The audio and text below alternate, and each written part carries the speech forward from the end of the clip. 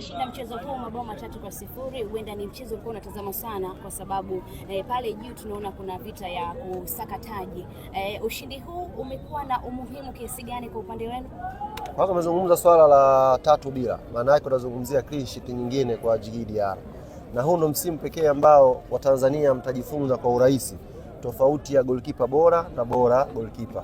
Sio kila mwenye miguu mirefu ni goalkeeper mzuri. Wengine wanaweza kuwa tu kama ule mchezo wa ngongoti zamani. Yes. Kwa kila mwenye miguu mirefu mkasema ni goalkeeper mzuri. Kwa hiyo Djigui Diarra msimu huu atakwenda kuwafunga midomo wote waliokuwa na doubt kuhusu quality yake. Hauwezi kumfananisha Diarra na magolikipa walenga ufunge.